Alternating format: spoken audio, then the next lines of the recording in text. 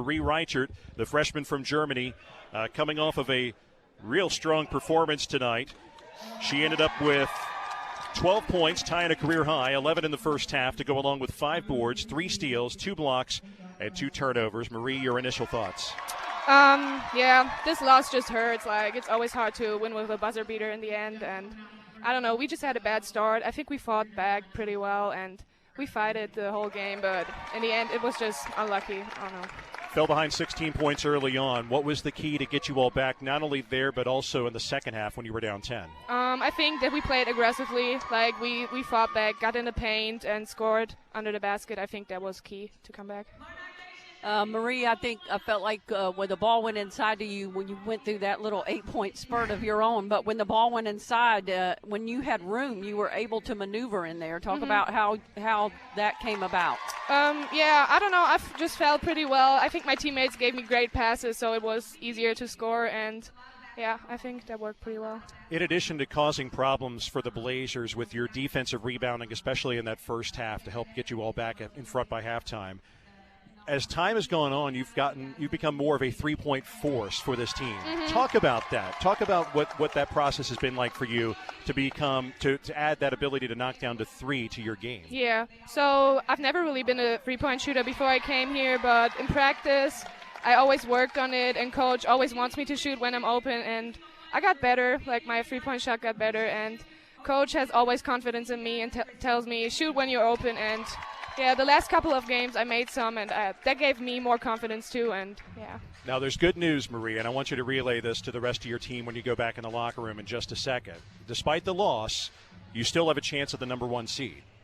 All you need to do is win at Rice. It's a lot easier said than done, yeah. But a win at Rice gets you the number 1 seed next week in Frisco. So with that in mind, it's a quick turnaround because you'll fly down to Houston tomorrow.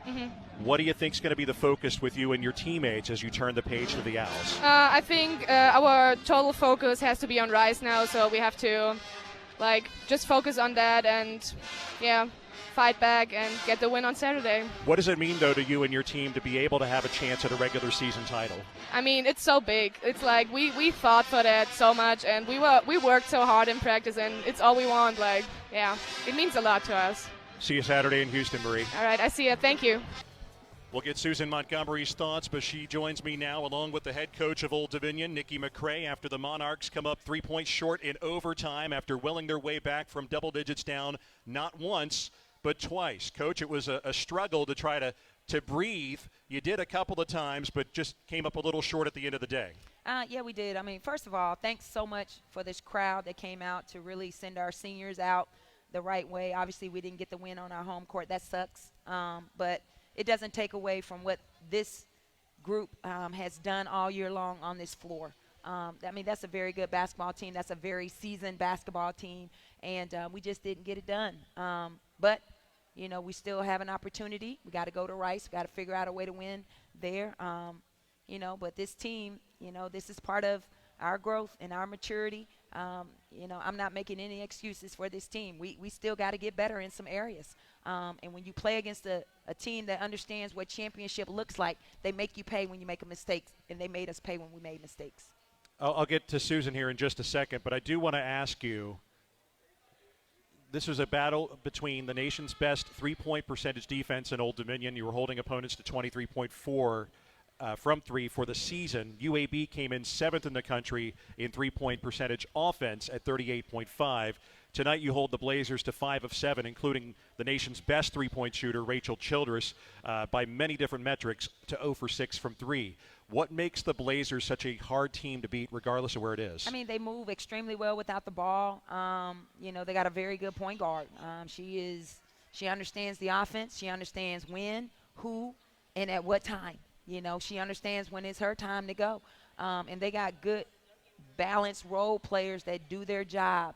You got to key on certain players, and when you focus on them, they hit you with a layup. They hit you with a jump shot.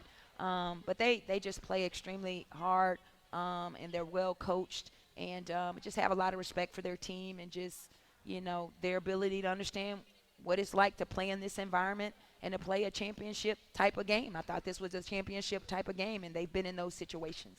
Well, Coach, you really played well enough to win this basketball game, Were you expecting them? I mean, they're sagging, that man-to-man sagging back in the paint.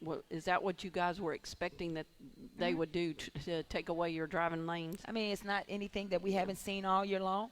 I thought we were still able to get in the lanes. We got in foul trouble tonight. That hurt us. But down the stretch, we turned the ball over. That's one thing that I've been talking to our kids about in practice, taking care of the ball, delivering the ball, and then just understanding defensive assignments. You know, I mean, they drove right on us time and time again. But, you know, even with all of that, we did some good things. We rebounded the ball.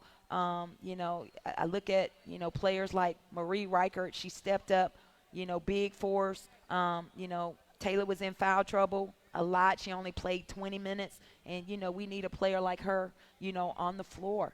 They took away our ability to knock down shots. But we are who we are. We're an aggressive team. And I thought we played that way for the most part. We just made some mistakes down the stretch. In your transition, it seemed like you were, even though you out-rebounded them, it was like they did a good job. I think they took, I don't know, you can say that. They took that away from you. Never really were able to push the ball like you normally do. Well, you know, we had 19 offensive rebounds, you know, and which is good. We got to capitalize on that. I thought when we got the rebound and when we were aggressive, especially in that first half, that's when we were able to get some momentum going. But, you know, second half, we expended a lot of energy. There was fatigue there. But, I mean, at this point, you're trying to win. And, you know, it's just part of the game. But our kids, they just played extremely hard. One of them that stepped up big down the stretch was Asia Wayne, and she had been still going through her demons.